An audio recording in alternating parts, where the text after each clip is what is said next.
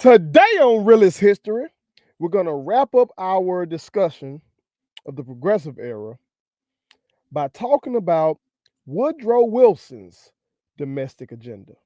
Okay? Now, previously we talked about Theodore Roosevelt's domestic agenda. If you missed that, make sure you go back and watch that. And goddamn it, make sure you go back and watch all segments of Realist History. You can find it in a playlist on my channel. You feel me? And you'll see a card coming through at some point in the video that you can just click on and go directly to the playlist. You feel me? But before we get to work, make sure you hit that subscribe button because I am your homeboy first. And this is the realest, most entertaining show in the game. Put it on something. Again, hit that subscribe button, hit that like button, hit that share button, put all your people on it. And again, I can't stress enough. Go watch more of Realist History, okay? I'm doing these segments strictly to fight back against the fucking fascists that we have in the White House right now, okay? That's strictly why I'm doing this. These segments do not make me any money, really, okay? But this is my activism. So please support my activism by watching more of these, sharing them, and feel free to donate via Cashapp, PayPal, however you want to give, okay? But let's not waste no time. Let's go ahead and get to it. All right, so today we're going to evaluate what Wilson hoped to do with his quote-unquote New Freedom program. We're going to describe Wilson's efforts to regulate the economy.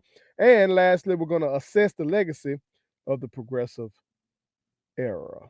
All right, let's take a look at some of the key terms and people that we'll see throughout this section. Said Woodrow Wilson, progressive Democrat, elected president in 1912, and he would serve as president from 1913 to 1921. All right, New Freedom was Wilson's program to place strict government controls on corporations. The 16th Amendment gave Congress the power to impose an income tax. I know a lot of us probably don't like that shit right there. All right, Federal Reserve Act placed the national banks under the control of a Federal Reserve Board. I know the Fed has been in the news a lot, you know, as Donald Trump attacks Fed Chair Jerome Powell, you know, here trying to fire motherfuckers on the Federal Reserve Board and shit. You know what I'm talking about? So we're going to talk about how the Federal Reserve actually came into existence. All right. Federal Trade Commission, group appointed by the president to monitor business practices that might lead to a monopoly. The Clayton Antitrust Act strengthened antitrust laws by spelling out specific practices in which businesses could not engage. All right, so our big question is this: what steps did Wilson take to increase the government's role in the economy? All right, and it says Woodrow Wilson used the expanded power of the presidency to promote a far-reaching reform agenda. Some of Wilson's economic and antitrust measures are still important in American life today. All right, let's go. It says in 1912, the Republican Party was split between progressives who backed Theodore Roosevelt and those loyal to incumbent William Howard Taft. The split allowed Woodrow Wilson, the Democrat, to win easily in the Electoral College, though he did not receive a majority of the popular votes. All right. Now, that may sound a little crazy to you, okay? But let's back up real quick, all right? And I can make it more simplistic to you, particularly if you missed our last time we got together on Realist History. You may have missed when I talked about Theodore Roosevelt's domestic agenda, all right? So Theodore Roosevelt came to power after William McKinley was assassinated, okay? And then Theodore Roosevelt served from 1901 to 1909. Now, there was not a rule, y'all, back then stating that a president had to serve 2 terms, okay? Folks were just doing that shit off the strength of trying to follow the precedent set by George Washington, the first president. You feel me? So there was no rule saying Theodore Roosevelt, who was very popular, there was no rule saying he could not keep running, you know, for a 3rd term. You feel me? He chose to step aside and he put his homie on. Okay? He put his homeboy on, William Howard Taft. You feel me? Hold on, I'm about to show y'all Taft real quick. There's William Howard Taft. All right. So he and Theodore Roosevelt were partners. And so Theodore Roosevelt stepped aside, put the homie on, and thought the homie was really just going to continue his policies. Well, there were some differences. Okay. There were some differences. And that shit, the differences, pissed Roosevelt off. Roosevelt on some shit like, fuck you doing, man? I put you on. You supposed to basically just be like my third term. Like, I don't have to be president to be president because you just gonna do the shit that I'm putting you on to do. You know what I'm talking about? And since that wasn't the case, Roosevelt sat up here and said, man, well, fuck that shit. I'm running again. Okay. So really you had two Republicans. You had William Howard Taft, who was the incumbent president from 1909 to 1913. Okay, Republican. And you had Theodore Roosevelt, a Republican, progressive Republican, but Republican, challenging his own man. You feel me? Roosevelt said, man, fuck y'all then. I'm going to create my own party called the Progressive Party, aka the Bull Moose Party, because that was a nickname for Roosevelt, the Bull Moose and shit. And that's what happened. But now you got Republican loyalties split between these two motherfuckers. And that's when in walks old Woodrow Wilson. And that's how you end up with a electoral college map that looks like this. Even though he did not receive a majority of the popular votes. You feel me? As you see on this slide, and I on this figure, I should say, and I love these that have the popular vote on it. And so out of a total of 15,033,669 votes at that time, yeah, I know the vote was still very limited at that time. You know, women didn't have the right to vote yet. You know, down south, black people had the right to vote, but through all them Jim Crow laws like literacy tests and poll tax and shit like that, you know, all of that was suppressing the vote. Okay. But with a total of 15,033,669 votes, Woodrow Wilson became president, only getting 6.2 million of that. Okay. Like if you combined the votes of Teddy Roosevelt and William Howard Taft, that surpasses the vote of Woodrow Wilson. Like if one of these motherfuckers just were not in the race, the Republican would have won. Okay? It's clear to see that. But that is not what happened. Therefore, Woodrow Wilson became the 28th president. So let's get a little more background information on Woodrow Wilson. All right. So Woodrow Wilson served as a college professor and president of Princeton University. All right. So he was an academic. He served as governor of New Jersey with a progressive agenda. And he was the first Southerner elected president in almost 60 years. Okay. Now, Southerners made up the overwhelming majority of your first presidents. You feel me? That's how impactful and important slavery was to this country, despite what dumb bitches like Jillian Michaels say.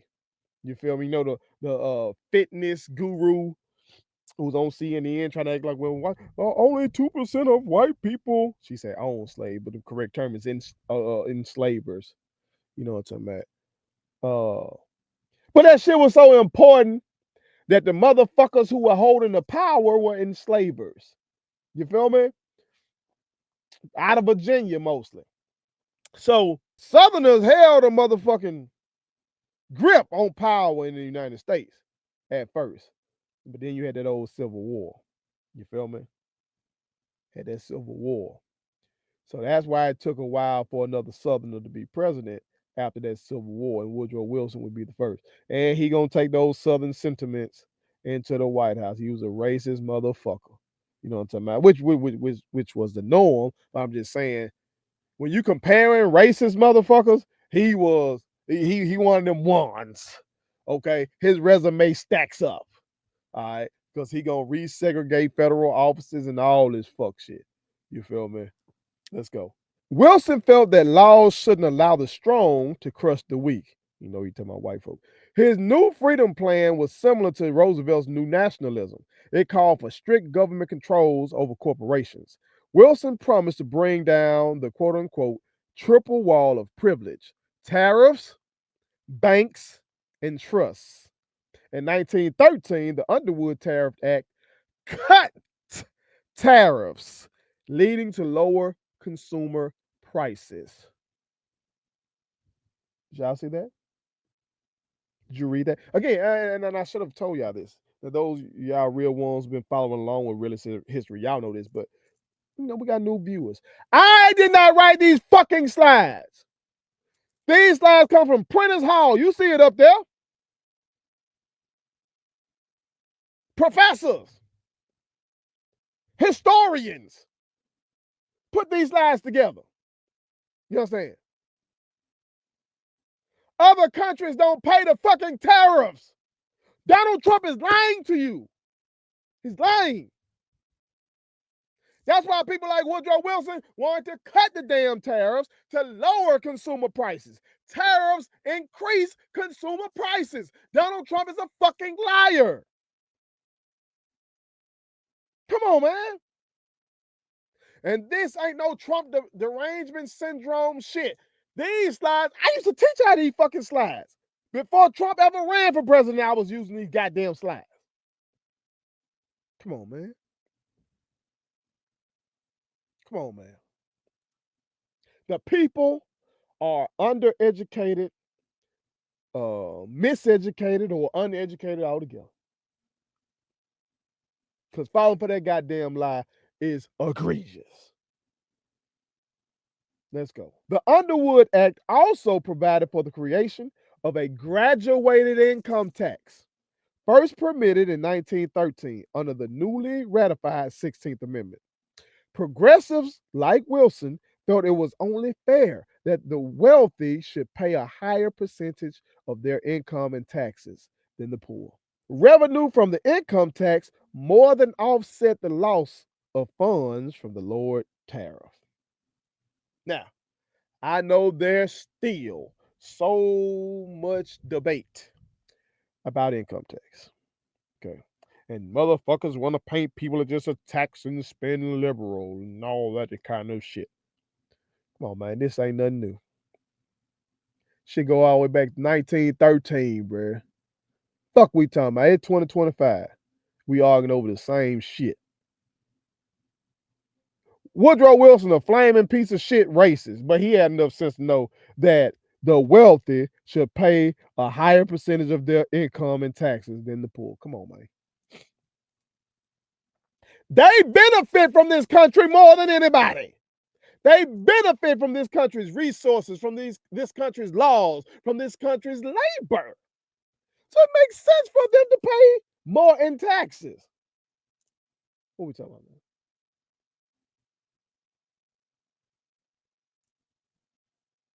But these motherfuckers trying to convince you that this ain't right, that we need to cut taxes for the rich, but raise tariffs, which companies have to pay, like my company. Now, so far, we've been eating the tariff.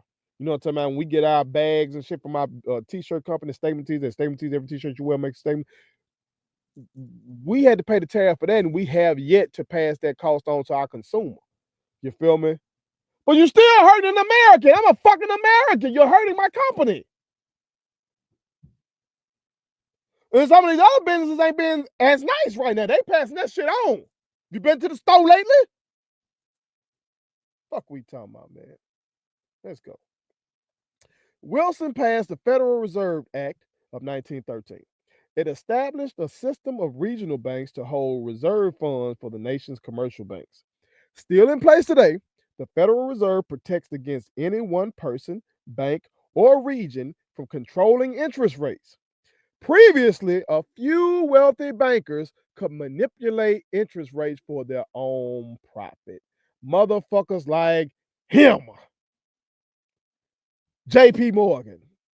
Now, y'all know it's still a company named after his ass today. That's how powerful this man was. This man was stupid, stanky rich, okay? Had the banking game on lock. Basically had a banking monopoly. And motherfuckers back then had enough sense to realize, hey man, maybe we don't need to let one dude just run all this shit like that. Just maybe he ain't gonna have, the rest of the country's best interest at heart. So while you see Trump try to attack the Fed, the Fed's job is to manage interest rates and try to make sure unemployment remains low. That's the mission of the Fed, the Federal Reserve. But these folks on the right don't like the Fed because they love people like JP Morgan. They want to be JP Morgan. Most of them ain't never gonna be a JP Morgan, but they fixed in their mind that there's too much government blocking the free enterprise. Stop it! Hell, without the government regulating these motherfuckers, they were wilding out. We have this. It's happened in history. Every time our country deregulates, it happens again. Come on, man. Motherfuckers stuck on stupid, and all of this shit has already played out in history, and all we have to do is learn from it. Let's go. Wilson strengthened antitrust laws. Like Roosevelt, he focused on trusts that used unfair practices. The Federal Trade Commission was created in 1914 to monitor businesses to prevent monopolies, false advertising, and dishonest labeling. Still in effect today, the FTC also prosecutes dishonest stock traders and regulates internet sales. Now, tell me, as a common American, how the fuck can you be against that shit? Like, how can you be against having a government agency prevent monopolies unless you are a monopolist? How can you be against a government agency trying to stop false advertising? How can you be an average American who's against the government trying to stop dishonest labeling unless your ass is the one trying to do all this fuck shit? Unless you're trying to be a dishonest stock trader, unless you're trying to bullshit motherfuckers, scam motherfuckers on this internet and shit. Come on, man.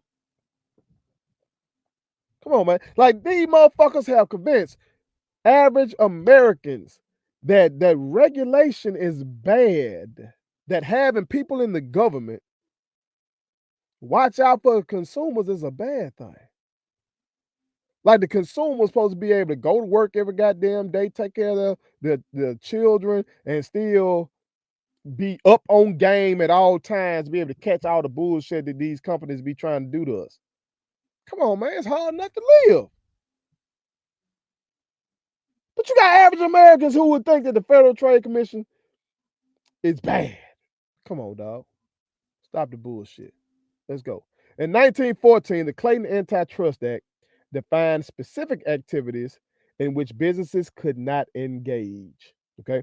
Like Roosevelt, Wilson only opposed trusts that engaged in unfair practices. The Clayton Act also protected unions from being defined as trusts, allowing them more freedom to organize. Now, the Clayton Antitrust Act was very different in this regard from the Sherman Antitrust Act. Okay. So remember, if y'all been down with me, from the beginning of this shit, we talked about industrialization. You can go find that in the Realist History playlist. All right.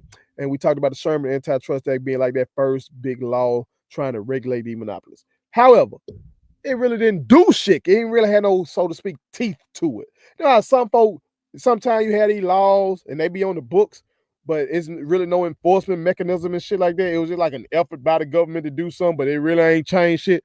That's kind of how the Sherman Antitrust Act was. Clayton Antitrust Act was different because they got specific on your ass. Okay. And so now with them adding some specificity, the government could really target these motherfucking monopolies and shit. You know what I'm saying? Now, like we talked about with Roosevelt, it ain't like they came for all these big businesses. They just came for the ones they thought were, doing things in an unfair way, limiting competition and all that kind of shit. You feel me? But another big thing the Clayton Act did, like I said here, is protect the unions. Because under that Sherman Act, you had some of these monopolists using the Sherman Act to their benefit to try to say that these folks' labor unions was wrong. That their labor unions were restraining trade. These motherfuckers slick. They slick. You gotta watch them. Or elect some people who will watch them for you. Come on, man. I'm saying this shit on Labor Day weekend, bro. Okay, I got more to say about that in the next segment, but keep that shit in mind. Let's go. All right. Wilson passed several progressive laws that supported workers. In 1916, the Working Man's Compensation Act, or Workers' Comp, provided wages for temporarily disabled civil service employees. In 1916, the Adamson Act provided an 8-hour day for railway workers. Federal laws today protect workers who are hurt on the job and limit hours in many industries. Now, again, how the fuck can you be an average American and be against this shit? Huh? You don't want no workers' comp? You get hurt on the goddamn job? You want to go back in the day? You want to go back to the Gilded Age, goddamn it, for real, for real?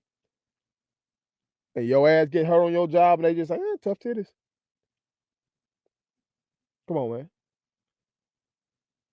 8-hour workday, you got a problem with that? You want to go back to 12 to 16 hours and shit? Motherfuckers really need to take a look at themselves and what they be saying and what they believe in. Maybe some of y'all might want to do that shit. I don't think the average American wants that. I don't think so. Come on, man. A lot of this shit we take for granted today. We really do. A lot of these people that did the legwork back in the day. The labor movement back in the day, putting pressure on these folks to get these laws. Okay? And we take that shit for granted. Come on, man. Let's go. Wilson did not always support workers, as shown in the Ludlow massacre. In 1913, coal miners went on strike in Ludlow, Colorado. The company refused their demands and evicted workers from company housing. Workers set up tents outside the company. The Colorado National Guard was called. The guardsmen fired on the tents and killed 26 people. Wilson sent federal troops to restore order and break up the strike. Y'all better quit thinking that Trump sending these goddamn National Guardsmen into these cities can't lead to no goddamn violence. Y'all are too fucking calm about this shit. This shit has happened before in this country. And whose side did the goddamn government take? Even this so-called progressive motherfucking president took the side of big business and broke up the strike. Come on, man. And folks sitting up here just chilling. Just chilling. I don't want you to get goddamn distracted now. I know I can cover football and I know I entertain y'all, but I have to do my job. That's my job. But this is my activism. Don't forget that First does this too. Because I don't want you to forget. It's real shit going on, Jack. Real shit. National Guardsmen killed 26 motherfucking people. And you think that shit can't happen today? Shit. All right. Keep playing. Let's go. The progressive era had a lasting effect on government, the economy, and society. Let's look at some of the political reforms from the era. Okay. And we've talked about all of these. You had the initiative, referendum, recall, and the 19th Amendment. The initiative or ballot initiative, as you may have heard it called, where we, the people, can put a proposed law on the ballot. You know, we, the people of a particular state, put a proposed law on the ballot. You know, for us vote for it, that shit becomes a law, okay, based on our vote. Ballot referendum might be a law that's already on the books, okay? And we, the people, through the ballot, might say, hey, we need a referendum on that goddamn law. We need to see if we all fuck with that law. And if enough of us say no, we don't fuck with that law, we can get rid of that law. Okay? Recall. You might have somebody, might be even the governor. You know what I'm talking about? You know, serving for 4 years. You might say, well, shit, he fucking up. We can't wait no 4 years. We gotta get this motherfucker up out of here. Have a recall election. Get that bastard up out of there. Okay, that's giving more power to the people, y'all. And then the 19th Amendment, giving women the right to vote. Okay, more power to the people. All right, progressive reforms gave Americans more protection, control over private lives, and control over businesses. Okay, now again, some people don't like that. Some people say you're giving too much power to the government. Some people say the government is getting too intrusive in my life. Some people say the government is getting too intrusive in my business. But again, let's not forget the alternative. Let's not forget about the late 1800s and what the fuck was going on in this country. Let's not forget those things, y'all. When there was little to no regulation and these motherfucking businesses were running wild and people working all goddamn day and making nothing and still living in tenements and shit. And these farmers were struggling in the South and Midwest and shit like that. Let's not forget all of that now. Let's not do that. Let's go.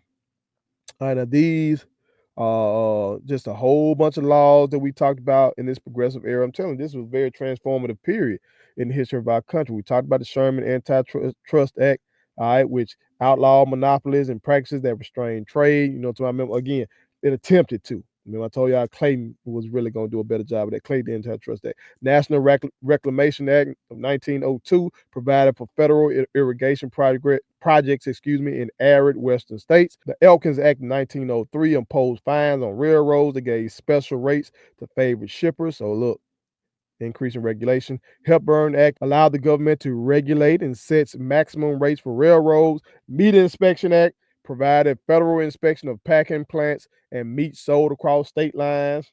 How the fuck can you be against that? Pure Food and Drug Act provided federal inspection of foods and medicines for purity. How the fuck can you be against that? 16th Amendment gave Congress the power to collect an income tax. I know many of us are against that, but what's the alternative? How the fuck we gonna get these roads, bridges? How you gonna get the fire department? How you gonna get the police department? How you gonna have the military without paying for it some kind of goddamn way? How you gonna have your schools? Come on now.